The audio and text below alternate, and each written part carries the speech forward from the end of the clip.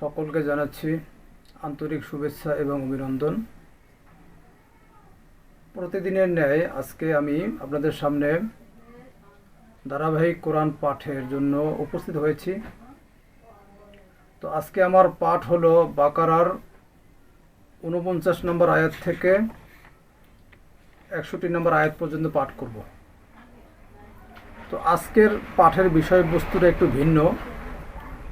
আমরা এতদিন যা জেনে এসেছি, আজকে আবার মুখ থেকে আপনারা ভিন্ন আলোচনা দেখতে পাবেন। তো এ ব্যাপারে আপনাদের কাছে আমি হাত জোর করে আগেই ক্ষমা চেয়ে নিচ্ছি যে আপনাদের মতের বাইরে গিয়ে আজকে অনেকেরই মতের বাইরে গিয়ে আজকে কোরআন থেকে যে বুঝগুলো আল্লাহ দিয়েছেন সেইখান থেকে আপনাদের সামনে শেয়ার করব। তো আমার অনুরোধ হলো আপনারা সম্পূর্ণ আলোচনাটি শুনবেন ইনশাল্লাহ। তো অনেকেরই ভালো লাগবে না, যেহেতু আমাদের মুরব্বী ওস্তাদজি এনারা এই বুঝের উপরে অটল আছেন এখন পর্যন্ত। তো তাদের বুঝকে পাশে রেখে তাদের বুঝকে আমরা অসম্মান করব না, সম্মান করব। পাশাপাশি ভিন্ন একটা বুঝ সেই বুঝের সাথে রাখব। তো এই জন্য আপনাদের প্রতি আমি দৃষ্টি আকর্ষণ করছি, আপনারা সম্পূর্ণ আলোচনাটি শুনবেন। এরপরে আকল বুদ্ধি বিবেচনা খাটিয়ে চিন্তা করবেন যে এখন যে বর্তমান যুগটা চলছে সেই যুগের সাথেই এই বিষয়টা অ্যাডজাস্ট হচ্ছে। তো আল্লাহ পাক কোরআনে বলেছেন, সুন্নাত আল্লাহর নিয়ম নীতির কোনো পরিবর্তন হয় না। তো প্রতি যুগেই মানুষ যে সিস্টেমে ধর্মকর্ম পালন করে যাচ্ছে, তো আগেও যেভাবে কর্ম পালন করছে ধর্মকর্ম, ঠিক এখনও একই নিয়মে ধর্মকর্ম পালন করে যাচ্ছে। তো আল্লাহ পাকের গাইড তিনি প্রতি যুগেই পাঠিয়েছেন। তো সেই গাইডকে অবমূল্যায়ন করে, সেই গাইডকে পিঠের পিছনে বা তাকের উপরে রেখে দিয়ে বা অগ্রাহ্য অস্বীকার করে মানুষের রচিত গ্রন্থগুলোই এই পৃথিবীর মানুষরা মেনে নিয়েছে এবং সেই অনুযায়ী জীবন বাস্তবায়ন করেছে। তো ফেরাউন এবং মুসার যে প্রেক্ষাপটটা, এই প্রেক্ষাপটটা এইরকমই। পৃথিবীর মাঝে এখন বর্তমানে মুসলিম রাষ্ট্রের ভিতরে উঁচু লেভেলের আছে হলো ইরান। ইদানিং যে যুদ্ধগুলো আমরা দেখতে পাচ্ছি ইরান এবং আমেরিকার সাথে, তো এই যুদ্ধগুলোর মধ্য দিয়ে আমরা বুঝতে পারছি ইরানের শক্তি ক্ষমতা কতটুকু। ইরান বিশ্বের মাঝে দেখিয়ে দিয়েছে তারা মুসলিম রাষ্ট্র হিসাবে পিছিয়ে নেই। তো এই ইরানের প্রধানমন্ত্রী বা প্রেসিডেন্ট যদি সুন্নিধারী হতো, মানে সুন্নি, এই যে মাযহাব সুন্নি, তারপর আপনার শিয়া, হানাফি, শাফি, মালিকি, কারণে বাংলাদেশের অনেক আলেম ওলামারা ওনাদেরকে সাপোর্ট করেন না। যদি এই ইরানের প্রেসিডেন্ট বা ওখানের রাজ্য প্রধান যদি সুন্নি হতো, আমাদের বাংলাদেশে যেরকম অধিকাংশ আলেম ওলামারা হানাফি প্রকৃতির, তো সেইটা হলে আপনারা দেখতেন ওয়াজ মাহফিলে তারা এই ইরানকে নিয়ে একটা ব্যাপক আলোচনা করত। যেহেতু তাদের আকীদার সাথে না মিলার কারণে আপনারা ওয়াজের মাঠে তাদের এই গরম আচরণ দেখতে পান নাই। তো অনেকেই স্বীকার করতে বাধ্য যে ইরান মুসলিম রাষ্ট্র হিসাবে অনেক দূরে এগিয়ে গিয়েছে।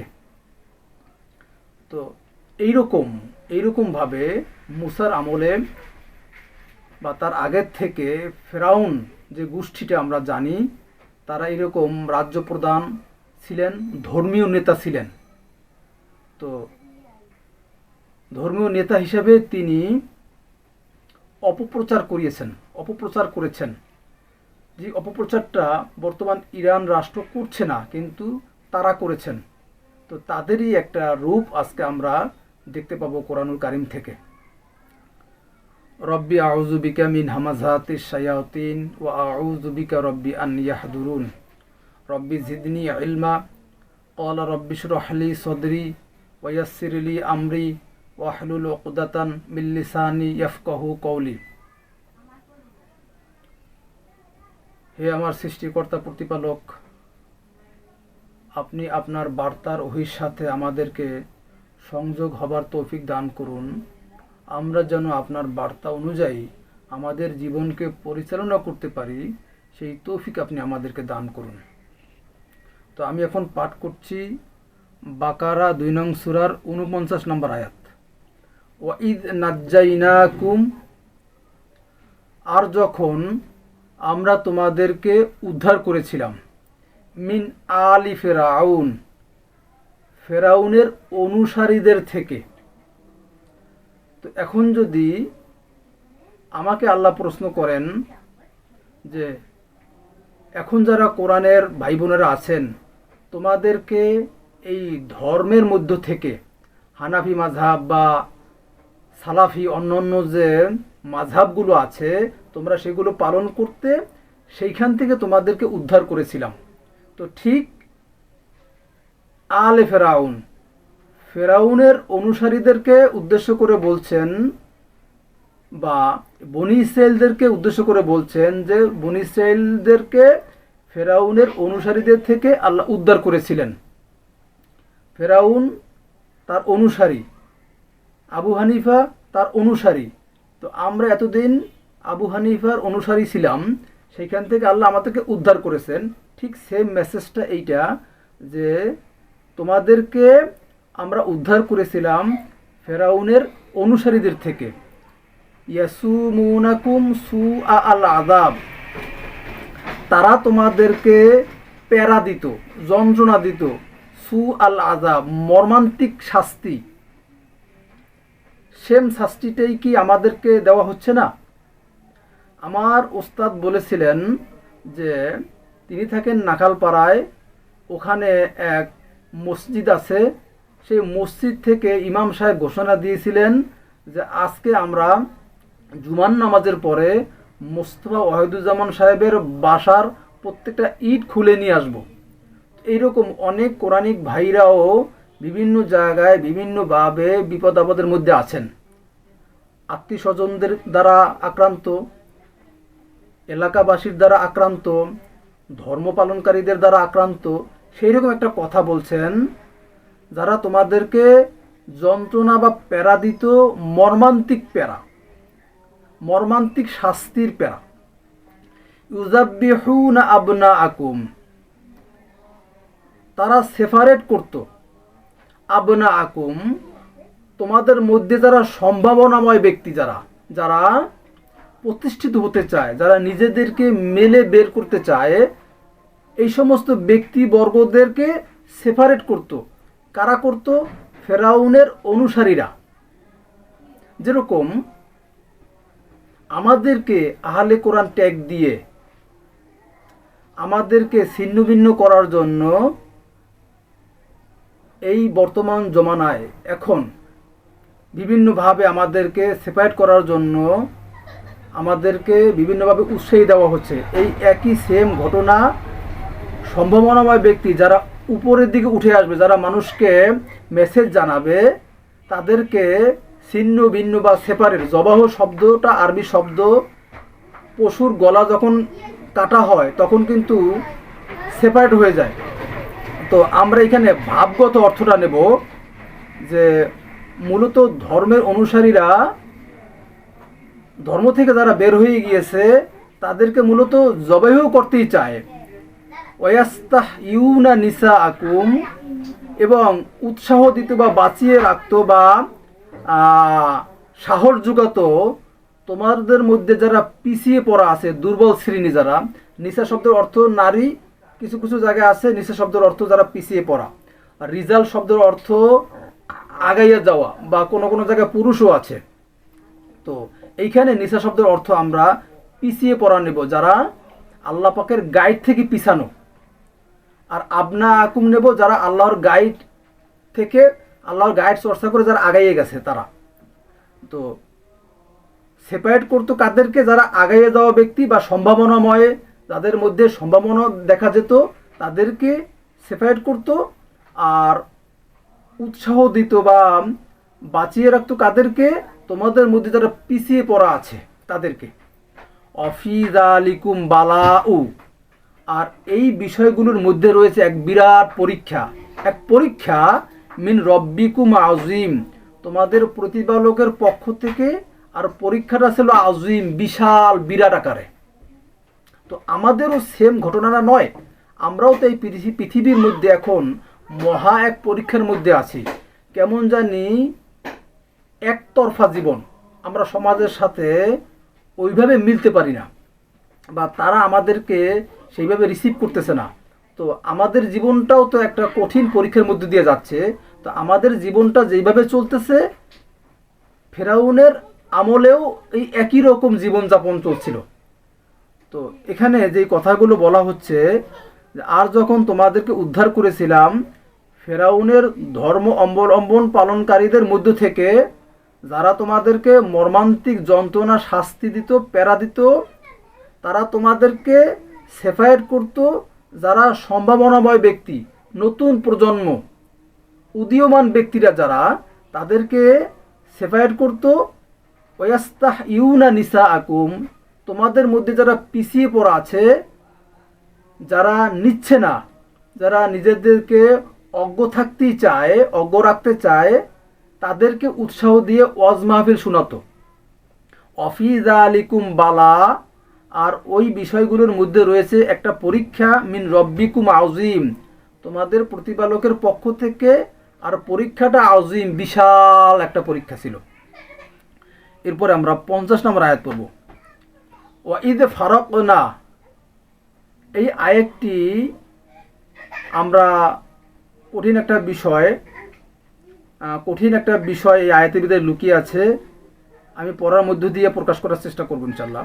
ওয়াইদ ফারাকনা বিকুম আল বাহরা, আর যখন আমরা বিভক্ত করেছিলাম, ফাটল ধরিয়েছিলাম, খোঁচা মেরেছিলাম, তোমাদের দ্বারা প্রচার করিয়েছিলাম, বিকুমুল বাহরা, তোমাদের দ্বারা বা তোমাদেরকে নিয়ে মহা সমুদ্রের মতো এই ধর্মীয় জালকে, ধর্মীয় যে ক্রেস আছে, আর যখন আমরা বিভক্ত করেছিলাম তোমাদের নিয়ে বা তোমাদের দ্বারা এই সমুদ্র, বাহার শব্দ অর্থ সমুদ্র, আর বাহার শব্দটা দিয়ে আল্লাহ পাক এই মহা ধর্মীয় সমুদ্রকে এইখানে বুঝিয়েছেন।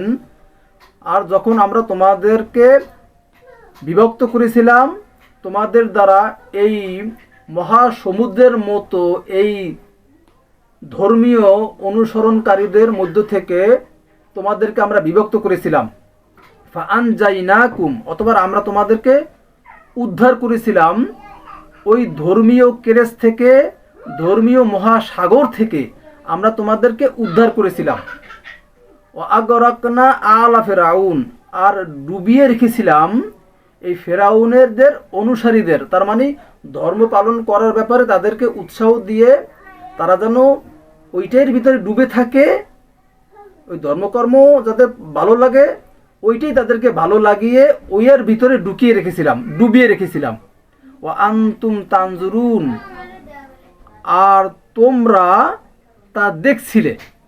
আমরা দেখতে পাচ্ছি আমাদের ভাই বোন, আত্মীয় স্বজন, পাড়া প্রতিবেশী সবাই ধর্মের মধ্যে ধর্ম অন্ধ হয়ে ঘোর ধর্ম পালন করে যাচ্ছে।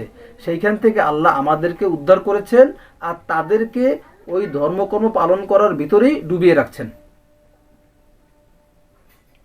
এরপরে 51 নম্বর আয়াত, ওয়াইদ ওয়াআদনা মূসা, আর যখন আমরা ওয়াদা করেছিলাম বা ওয়াদা নিয়েছিলাম, প্রতিশ্রুতি নিয়েছিলাম মূসার কাছ থেকে, আরবাঈনা লাইলা, 40টি রাতের জন্য, মানে 40 রাত দিন একত্রে। আরবি ভাষায় রাতকে আগে আনা হয়, আর আমাদের বাংলাদেশে দিনকে আগে আনা হয়। যেরকম আমরা বলি আমি কয়েক দিনের জন্য ছুটিতে যাচ্ছি, ঠিক আছে? তো আরবরা আরবিটাকে আগে আনে, তারা আরবিটাকে ব্যবহার করে, রাতকে ব্যবহার করে। তো মূসাকে আল্লাহ 40 রাতের জন্য ডেকেছিলেন কির জন্য? তাকে প্রস্তুত হওয়ার ব্যাপারে, মানে প্রস্তুত হওয়ার জন্য, তাকে তৈরি করার জন্য, তাকে জ্ঞান দেওয়ার জন্য, তাকে 40টি রাত অনুসরণ অনুকরণ, আল্লাহ পাকের মেসেজ রিসিভ করা, মেসেজ ভক্ষণ করা, সেটার জন্য তাকে ডেকেছিলেন। সুম্মা ইত্তাখাযতুম আল ইজলা, এই সুযোগে তোমরা, তার অনুপস্থিতিতে তোমরা গ্রহণ করে নিয়েছিলে ভুল ধর্মকর্ম, ভুল রাস্তা, ভুল পথ। ইজলা, ইজলা শব্দের অর্থ এখানে গোবৎস লেখা আছে। তো গোবৎস এটা একটা শ্রেণী, হিন্দু শ্রেণী বা সনাতন ধর্মতা পালন করে। তো কোরআন সমস্ত জাতির জন্য।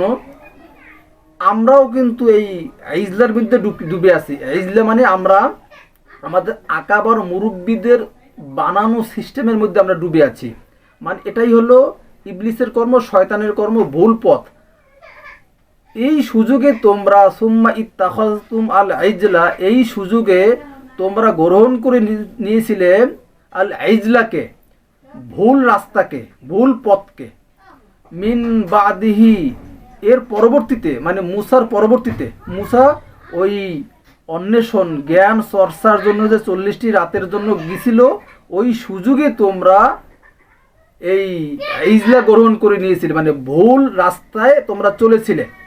ও আনতুম জলিমুন, আর তোমরা হয়েছিলে সর্বনাশকারী, তোমরা সর্বনাশ করছিলে, জালিম হয়েছিলে। 52 নম্বর আয়াত, সুম্মা আফাউনা আনকুম, এরপর আমরা ক্ষমা করে দিয়েছিলাম তোমাদেরকে, মিন বাদি যালিকা, ওইসবের পরেও, এত বড় মারাত্মক অপরাধ করার পরেও আমরা তোমাদেরকে ক্ষমা করে দিয়েছিলাম। লাআল্লাকুম তাশকুরুন, যেন তোমরা কৃতজ্ঞতা অর্জন করো, কৃতজ্ঞতা আদায় করো যে এত বড় একটা পাপ করেছি। মুসা আমাদেরকে সঠিক গাইডলাইন দেখাইছে, এর পরেও আমরা ইজলা ভুল পথ গ্রহণ করেছি। তো এত বড় পাপ করার পরেও আল্লাহ পাক ক্ষমা করে দিয়েছেন।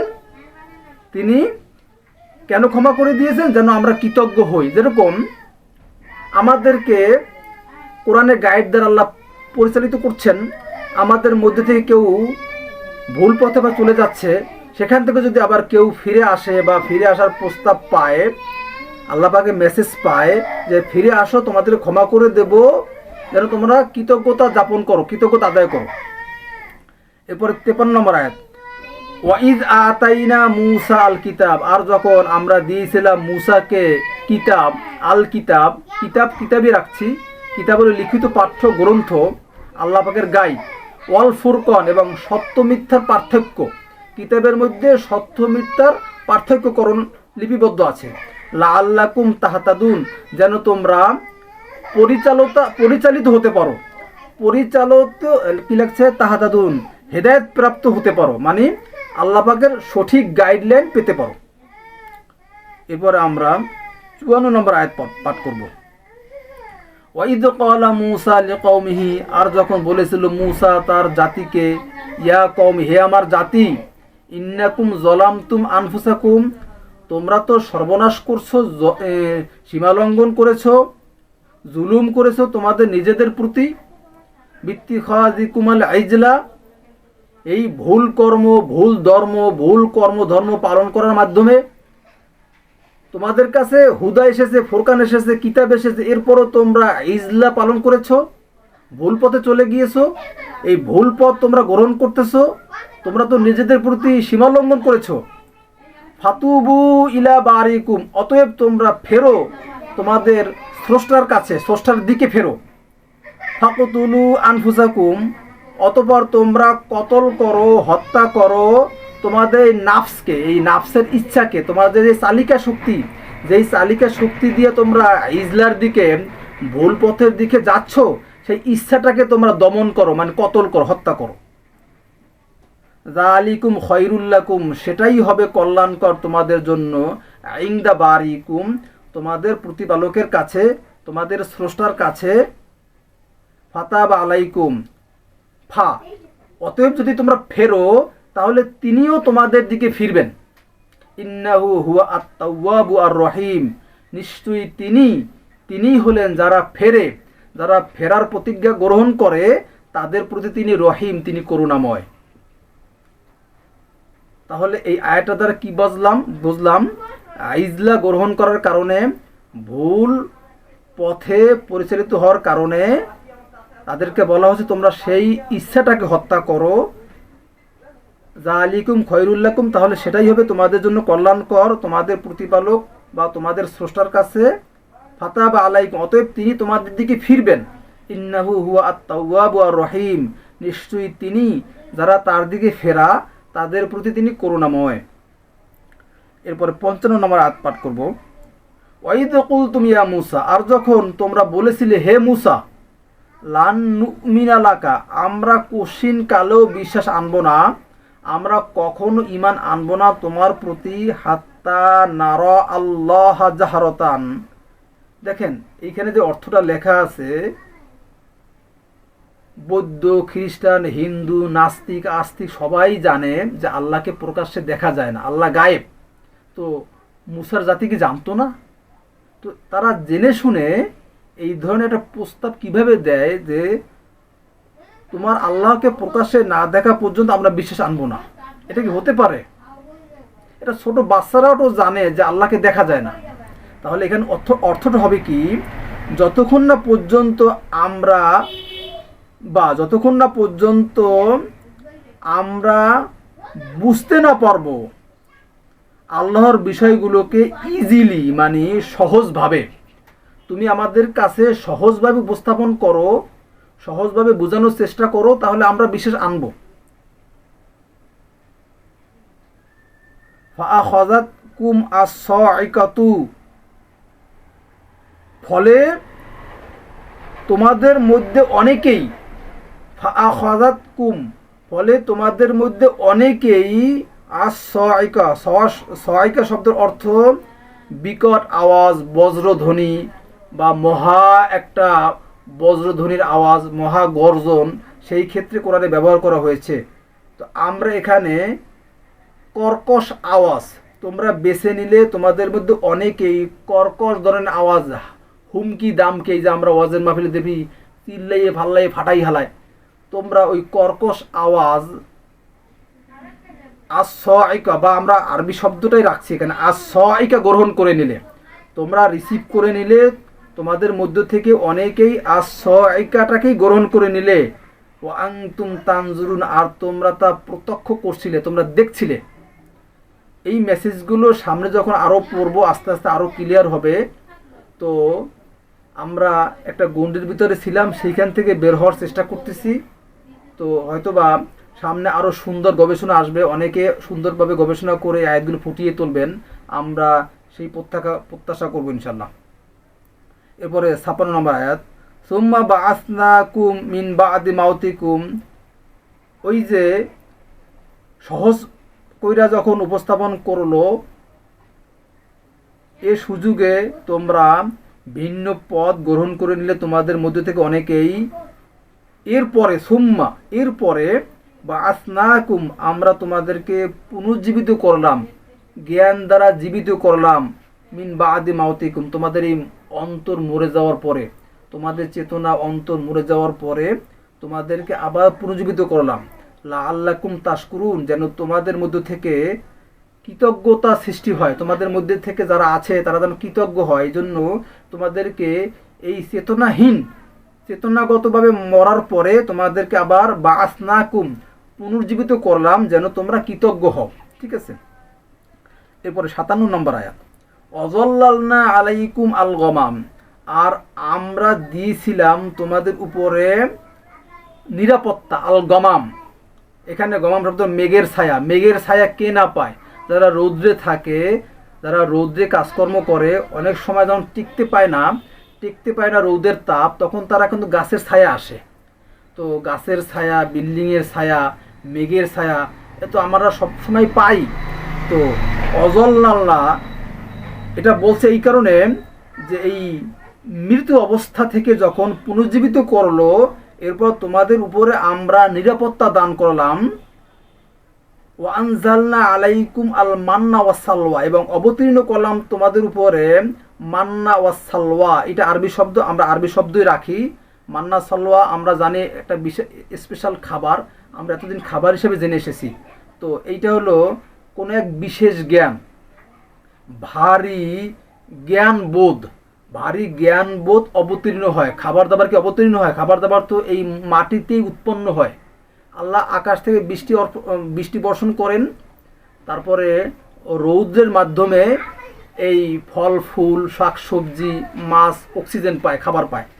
তো এটা তো অবতীর্ণ হয় না। অবতীর্ণ হয় না জ্ঞান, ওহি, আল্লাহ পাকের বুঝ, মালাইকারা, আল্লাহ পাক উপর থেকে ওহি বুঝ এগুলো অবতীর্ণ করেন।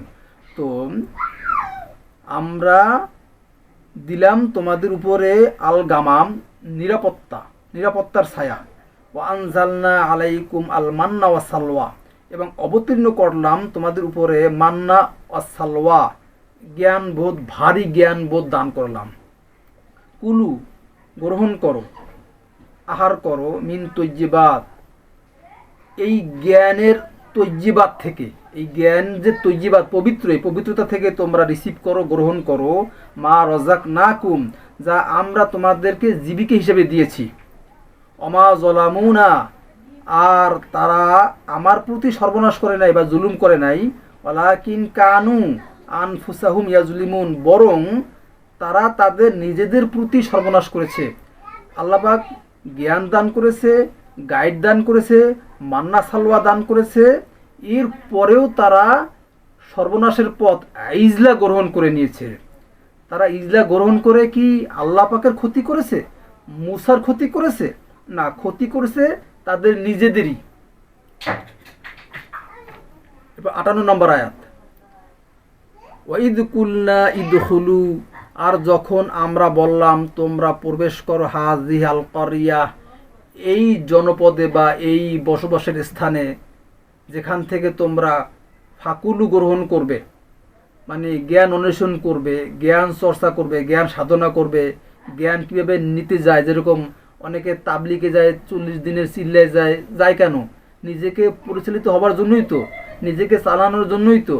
অনেকে বিভিন্নভাবে বিভিন্ন জায়গায় জ্ঞান সাধনার জন্য যায়। যেরকম আমি দীর্ঘদিন প্রায় 8 বছরের মতো ওস্তাদের কাছে, আমার মোস্তফা ওয়াহিদুজ্জামান সাহেব আমার ওস্তাদ, তার কাছে আমি গিয়ে ওখানে থেকে জ্ঞান চর্চা করেছি।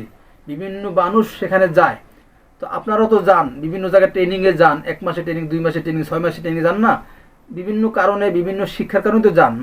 তো সেটাই বলছে, ওয়াইদ কুলনা ইদখুলু হাযিহাল ক্বরিয়া, আর যখন আমরা বললাম তোমরা প্রবেশ করো এই জনপদে, ফাকুলু, অতবার রিসিভ করো, গ্রহণ করো, মিনহা, সেখান থেকে, হাইসু শিতুম, যেভাবে সহজ হয় তোমাদের, রগাদান, স্বাচ্ছন্দ্যে, ক্লিয়ারভাবে, যতটা সহজ হয়, নিজের মনটাকে খুশি মনে, নিজের ইচ্ছা মনে তোমরা জ্ঞান চর্চার জন্য এই জনপদে গ্রহণ করো, মানে ঢোকো। অদখুলু আল বাবা সুজ্জাদান, এবং তোমরা প্রবেশ করো, বাব শব্দের অর্থ দরজা, আমরা সেটাকে জ্ঞানের দরজা নেব, মহা এই জ্ঞানের দরজা, কোরআনের প্রবেশ স্থলে মান্যতা স্বীকার করে, সুজ্জাদান, মান্যতা স্বীকার, সেজদা থেকে সুজ্জাদা, মসজিদ থেকে সুজ্জাদা এসেছে। তো মান্যতা স্বীকার করে আমি মেনে নিব। সুজ্জাদা শব্দের অর্থ, সেজদা শব্দের অর্থ মেনে নেওয়া। তো মেনে নেওয়ার উদ্দেশ্যে তোমরা এই বাবে, এই কিতাবের, এই আনজালনার ভিতরে তোমরা, ফোরকানের ভিতরে তোমরা প্রবেশ করো স্বাচ্ছন্দ্যে। অকুলু হিত্ততুন, এবং বলো আমরা মুক্তি চাই, হিত্ততুন, মুক্তি চাই, নাগফির লাকুম খতায়াকুম, আমরা ক্ষমা করে দিব তোমাদেরকে, তোমাদের যত পাপ সমূহ আছে, খতায়াকুম, তোমাদের যত পাপ আছে সব পাপ আমরা নাগফির লাকুম করে দেব, ক্ষমা করে দিব।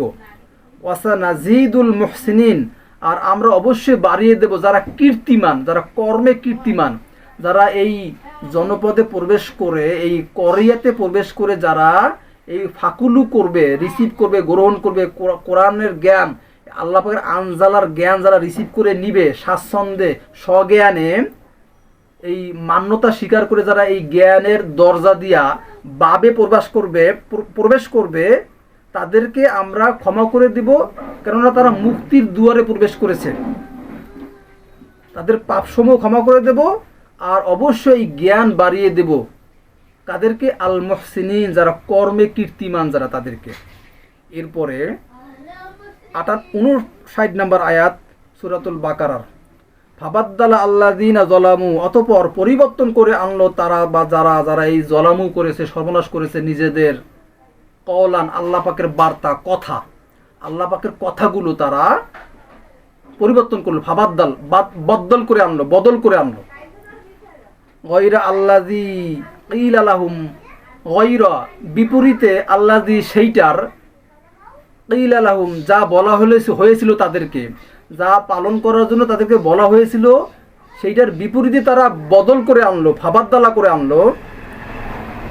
ফাআনজালনা আলা আল্লাযীনা যালামু, অতঃপর আমরা প্রেরণ করলাম, অবতীর্ণ করলাম, আলা আল্লাযীনা যালামু, এই সর্বনাশকারীদের উপরে, এই জলম, এই জলামু, যারা জুলুম করেছিল, সর্বনাশ করেছিল নিজেদের, তাদের উপরে রিজজান, শাস্তি। আমাদের উপরে যেরকম বিভিন্ন বজ্র আঘাত, ঠাডা, অতিরিক্ত বৃষ্টি বর্ষণ, তারপর কিছুদিন আগে মহামারী, বিভিন্ন প্রকারের বিভিন্ন সময় দেখা যায় বিভিন্ন করোনা, তারপরে বিভিন্নভাবে গজবাজ, বিভিন্নভাবে আল্লাপাক বিভিন্ন রোগ শোক, বিভিন্ন ভাইরাস দিয়ে আল্লাহ আমাদেরকে গজব দিয়ে থাকেন, পরীক্ষা করে থাকেন যেন আমরা ফিরে আসি। তো তাদেরকেও আল্লাপাক এই মিনাস সামাই, আকাশ থেকে এই শাস্তি দিয়ে এই অকর্মকারীদেরকে, যারা ফাসাদ সৃষ্টি করেছে, অপকর্ম করেছে, বিমা কানু ইয়াফসুকুন, এই কারণে যে তারা অপকর্ম করত, তারা ফাসাদ করত, তারা সৃষ্টিকর্তার আয়াতকে বদল করত, সৃষ্টির বিকৃতি করত, এই কারণে তাদেরকে আল্লাহ পাক শাস্তি দিয়েছেন আকাশ থেকে। ঠিক আছে, এরপরে আমরা পরের যে দুইটি আয়াত আছে, এই দুইটি আয়াতটা এই আলোচনার সাথে শেষ করি। 60 নম্বর আয়াত এবং 61 নম্বর আয়াত।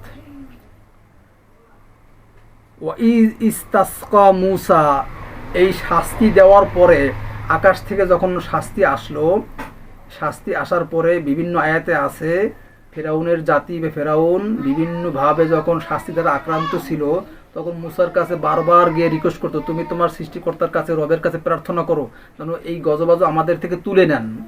তো ইস্তাসকা, আর যখন মুসা সাহায্য চাইল, মুসা, ইস্তাসকা মুসা লিকৌমিহি, তার এই জাতির জন্য, ফাকুলনা, তখন আমরা বললাম, ইদরিব বিআসাকা আল হাজার, তুমি প্রয়োগ করো, তুমি নিয়োগ করো, বিআসাকা আল হাজার, তোমার কর্মী দ্বারা, তোমার যে অনুসারী আছে, তোমার যারা সহপাঠী, সহকর্মী যারা আছে, সহযোগীরা যারা আছে, লাঠি, বিআসাকা শব্দ লাঠি, লাঠিও কিন্তু বিভিন্নভাবে সহযোগিতার জন্যই, সহযোগী হিসেবেই কিন্তু লাঠি ব্যবহার করা হয়, ছাগল খেদানো বা পাতা পাড়া বা আন্দু, বিভিন্ন মাকড়সার জাল পরিষ্কার করার জন্য কিন্তু আমরা লাঠি ব্যবহার করি।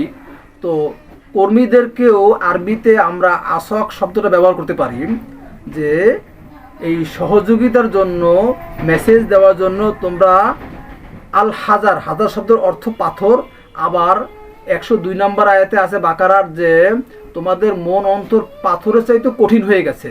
তো যাদের মন অন্তর পাথরের মতো কঠিন হয়ে গেছে, যাদের ধর্মকর্ম ছাড়া আর কিছু বোঝে না, তাদেরকে তোমার কর্মী দ্বারা তুমি প্রয়োগ করো, নিয়োগ দাও, তাদেরকে মেসেজ দাও। ফান ফাজারত মিনহু, ফলে কি হলো, উদ্ভাসিত হলো, প্রকাশিত হলো, মিনহু, সেখান থেকে, ইসনাতা আশরতা আইনান, 12টি ভিন্ন ধারার শ্রেণীর মানুষজন, বিভিন্ন ধারায়, 12টি ধারায় ভাগ হয়ে গেল। যখন ওই নিয়োগ দিল, প্রকাশিত হলো, প্রকাশ করলো, মেসেজ দিল জাতিদেরকে, পাথরের মতো শক্ত হয়ে যাওয়া ব্যক্তিদেরকে, তখন কি হলো, ফান ফাজারা হয়ে গেল, ভিন্ন মতের লোক প্রকাশিত হলো সেখান থেকে। ইসনাতা আশরতা আইনান, 12টি ধারা, 12টি ভাগে বিভক্ত হয়ে গেল জাতি।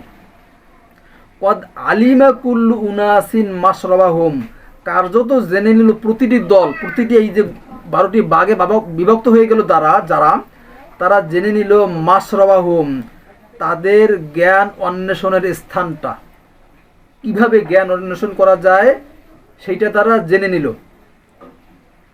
কুলু অশরাবু, তোমরা রিসিভ করো, গ্রহণ করো, অশ্রব পান করো এই জ্ঞানের সুধা। আল্লাহ পাকের নাজিলকৃত জ্ঞানের সুধা তোমরা রিসিভ করো, গ্রহণ করো, পান করো।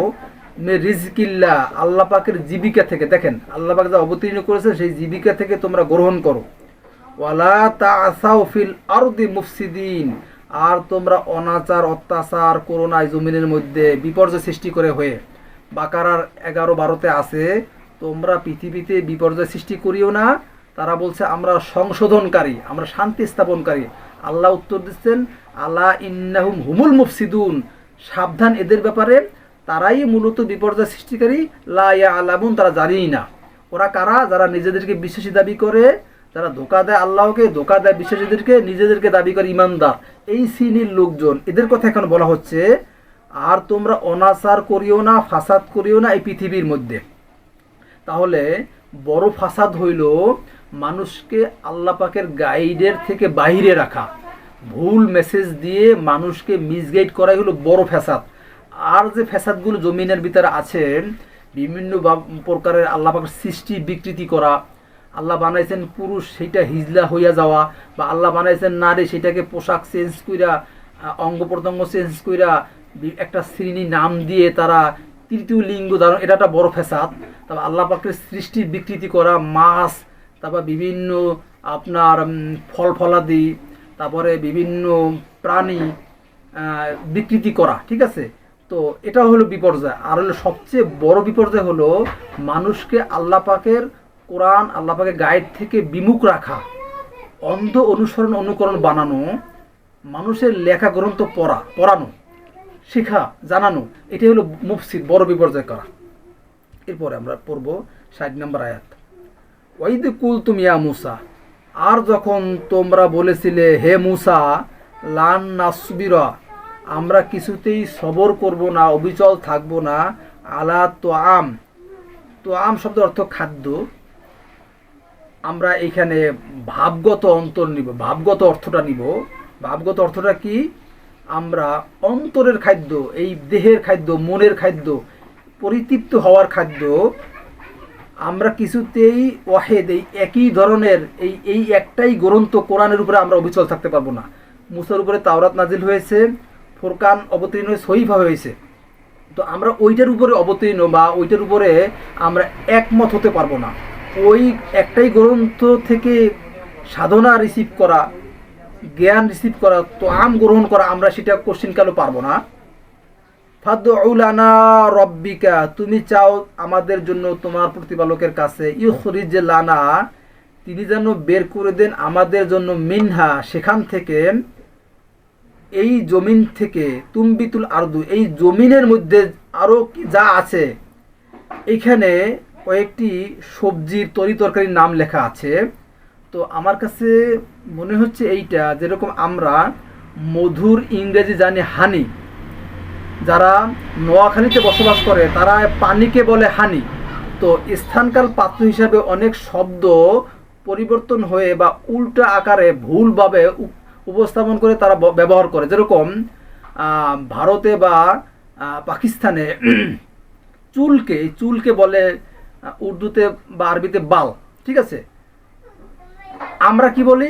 আমরা শুধু বিশেষ একটা অঙ্গের জায়গায় ওই পশমটাকে আমরা ওই শব্দটা ব্যবহার করি, আর বাকি শব্দ বলি মাথার চুল, এইখানের চুল, দাড়ি, মোষ, বগলের চুল, পশম, বুকের পশম, আমরা এইভাবে ব্যবহার করি। শুধু ওই একটা জায়গায় আমরা ওই পচা শব্দটা ব্যবহার করি। কিন্তু আমাদের কিন্তু বাল ওই শব্দটা, ওই শব্দটা কিন্তু আমাদের বাংলা ভাষার শব্দ না, কিন্তু আমরা ব্যবহার করার কারণে আমাদের এই অটোমেটিক হয়ে গেছে, ঠিক আছে। তো এইরকমভাবে এই কিছু কিছু শব্দ, যে শব্দগুলো এই শব্দগুলো যেরকম মুসার উপরে যে গ্রন্থ অবতীর্ণ হয়েছে সেটা হলো আপনার হিব্রু ভাষা থেকে ট্রান্সলেট হয়ে আরবিতে এইটা সাজানো হয়েছে, যার কারণে কিছু কিছু শব্দ এইভাবে করে ঢুকে গেছে আর কি, ভিন্ন ভাষায় ঢুকে গেছে। এই জন্য আমরা এখানে আরবিতেই রেখে দিব। ভবিষ্যতে যদি আল্লাহ পাক এই অর্থগুলো বের করেন, আমাদের মাঝে যারা নতুন আপনা আকুম যারা আছেন, যারা নতুনভাবে উপস্থাপন করবে, নতুনভাবে তৈরি হবে, উদীয়মান ব্যক্তি যারা আছেন, যারা নতুনভাবে প্রতিষ্ঠিত হতে চান, নতুনভাবে আল্লাহ বার্তাকে ফুটিয়ে তুলতে চান, যারা আগাইয়া যেতে চান যারা, তারা এই অর্থগুলো ইনশাল্লাহ ভবিষ্যতে বের করবেন। ইনশাল্লাহ আমরা ধারাবাহিকভাবে পড়তে থাকলে, ইনশাল্লাহ আল্লাহর কাছে সাহায্য চাইতে থাকলে, আল্লাহ পাক ইনশাল্লাহ আমাদেরকে এই নতুন বুঝ দিয়ে আমাদেরকে ধন্য করবেন, আমাদেরকে জ্ঞান দিবেন আমাদেরকে।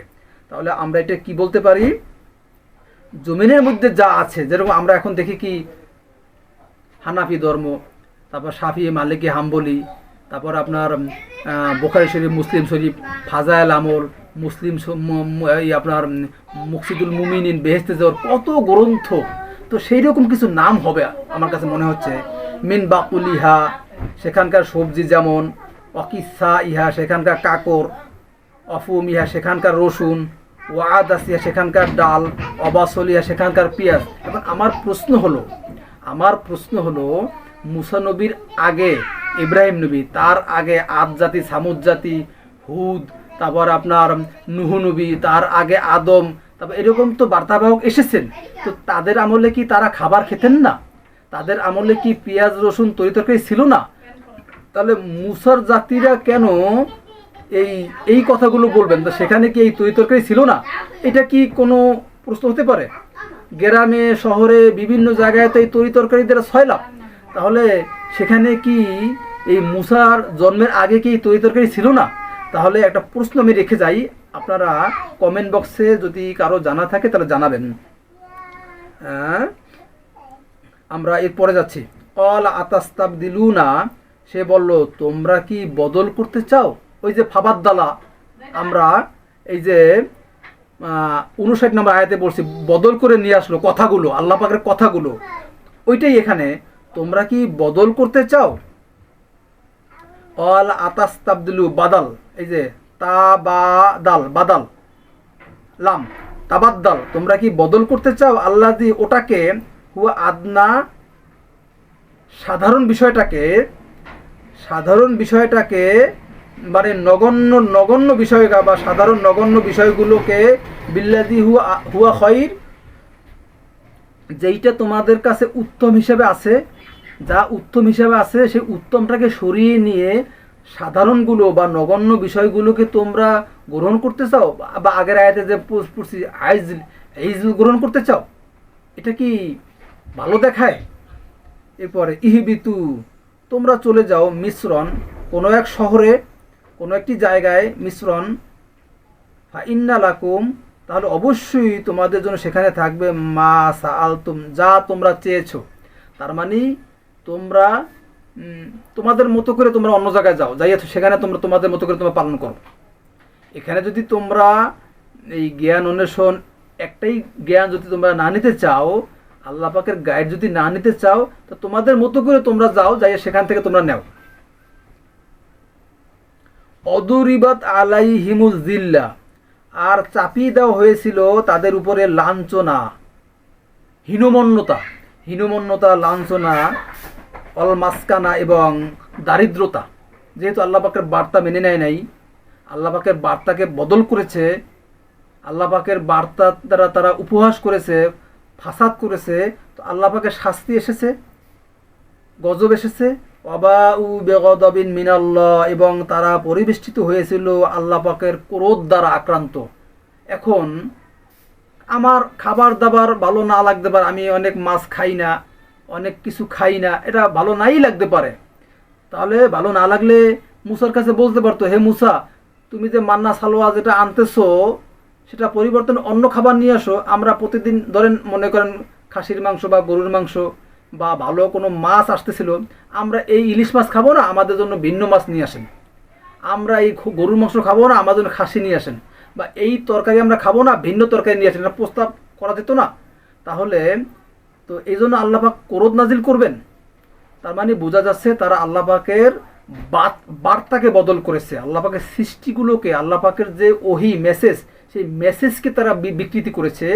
সেই কারণেই তাদের উপরে আকাশ থেকে গজব, বিপদ আপদ, এবং এখানে যেরকম রিজেজান, শাস্তি আকাশ থেকে, আবার এখানে জিল্লাতুন, লাঞ্ছনা, হীনমন্যতা, দারিদ্রতা তাদের উপরে চাপিয়ে দেওয়া হয়েছে। খাবার দাবার না নেওয়ার কারণে কোনো জাতিকে আল্লাহ ধ্বংস করবেন, এটার উপর আমরা অটল থাকতে পারি না। আমরা এখান থেকে, আমরা মনে হচ্ছে এখন বের হওয়ার সময় এসেছে। তাই আমাকে যতটুকু আল্লাহ বুঝ দিয়েছেন আমি সেটা শেয়ার করলাম।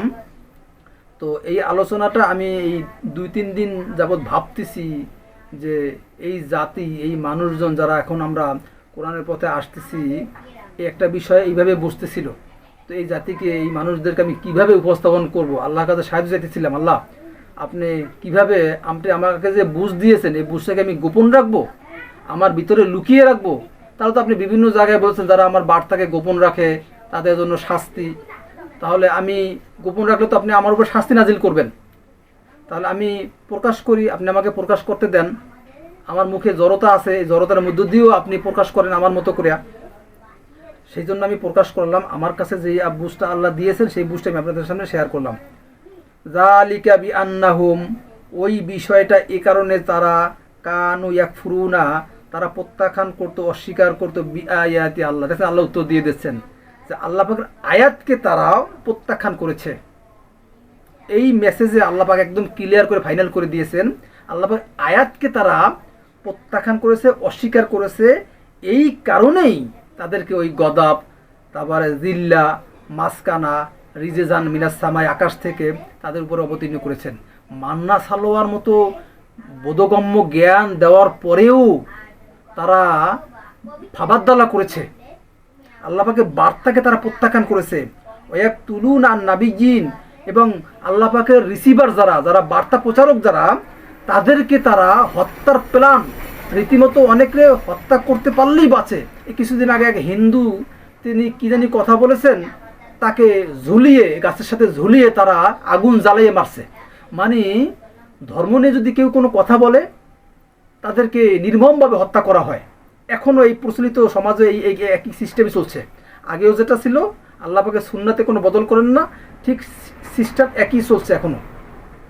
বেগয়রির আল হক, অন্যায়ভাবে তারা আল্লাহ পাকের বার্তাবাহকদেরকে হত্যা করতো বা হত্যার প্ল্যান করতো, হত্যা করার চেষ্টা করতো রীতিমতো। যালিকা বিমা আসাউ ওয়া কানু ইয়াতাদুন, ওইটা বা সেটা এই কারণে যে তারা অমান্য করত। ওয়া কানু ইয়াতাদুন, এবং তারা সীমালঙ্ঘন করত। এই জাতিরা সীমালঙ্ঘন জাতি, এই জাতিরা সীমালঙ্ঘন। আর জাতিরা সীমালঙ্ঘন হবে না কেন? ফেরাউন হলো ধর্মের মহারাজা, ঠিক আছে? সেই রাজার আমল থেকে যেই ধর্মনীতি পালন করে আসছিল, সেই ধর্ম ভাঙতে আসছে মুসা, তার ভাই হারুন। তাদেরকে আল্লাহ গাইড নিয়ে পাঠাইছেন, সাহস নিয়ে ওই বড় রাজার কাছে মুসা এবং তার ভাই গেছে। প্রত্যক্ষ সাক্ষী বিভিন্নভাবে উপস্থাপন করেছে জ্ঞান। এর পরেও তারা বার্তাকে প্রত্যাখ্যান করেছে, অবমূল্যায়ন করেছে এবং বদল করেছে আল্লাহর সৃষ্টিকে। এই কারণে তারা অমান্য করত এবং তারা সীমালঙ্ঘন করত। তাহলে আমার প্রিয় ভাই এবং বোনেরা, আমি আপনাদের কাছে ক্ষমার স্বরূপ দৃষ্টিতে করছি, ক্ষমা চাচ্ছি আপনাদের কাছে যে এই আলোচনাটি আমার কাছে আল্লাহ আমাকে যে দীর্ঘদিন চর্চার ফলে ভিন্নটা বুঝ দিয়েছেন, আমি যদি এই বুঝগুলো লুকিয়ে রাখি তাহলে আমার দ্বারা শাস্তি আসতে পারে আমার উপরে। তাই আমি প্রকাশ করলাম।